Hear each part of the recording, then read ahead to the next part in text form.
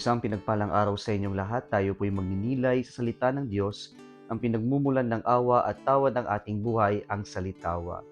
Today we are celebrating the feast of the baptism of the Lord.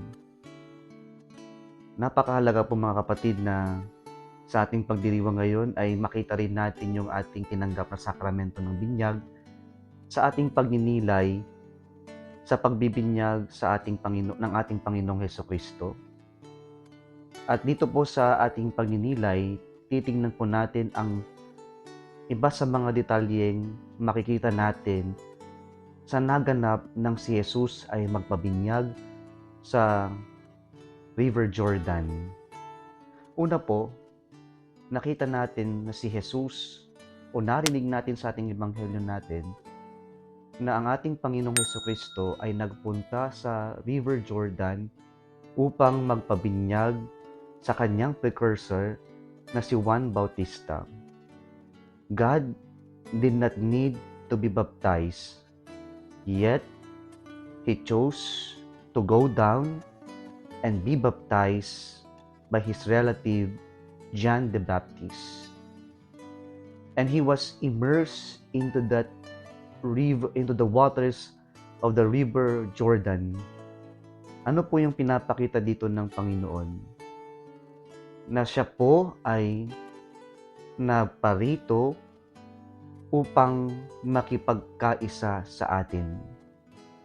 Kaya ang Diyos kanyang pinapahayag, kahit na hindi naman niya kailangan, ginawa niya ito upang ipakita at iparamdam sa atin na ang Diyos bumaba sa level natin, nagkatawang tao, pero lamang sa kasalanan, upang matanggap natin yung mensahe niya na ang Diyos kaisa natin, ang Diyos ay nakikipaglakbay sa atin.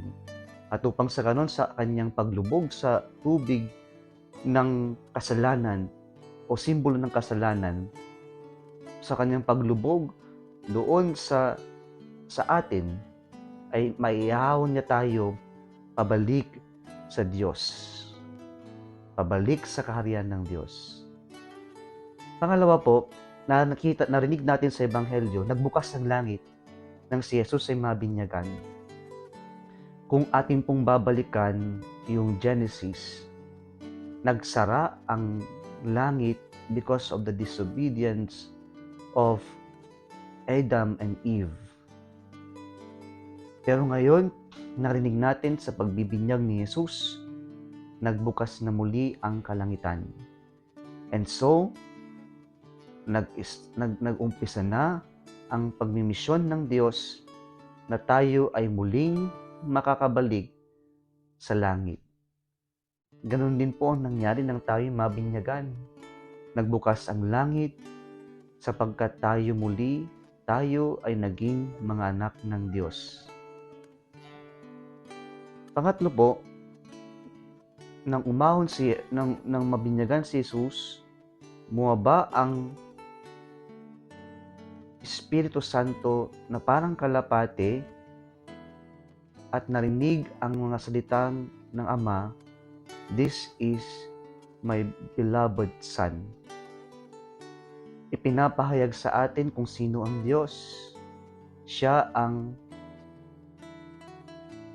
bugtong na anak ng ating Ama, ng ating Panginoon, at pinapakita rin dito na sa simulat sa pool, ang Panginoong Hesukristo ay hindi nag-iisa, kasama niya ang Ama at ang Espiritu Santo sa kanyang pagmimisyon, sa kanyang gawain.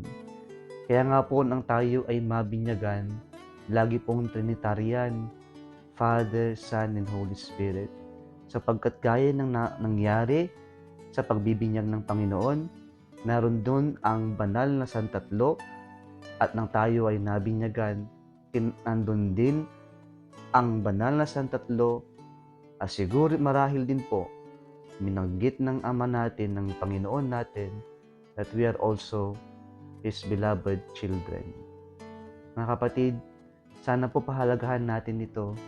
Ito ang ating identity, ito ang ating pinanghahawakan, na tayo ay mga anak ng Diyos. Muli isang pinagpalang araw sa inyong lahat.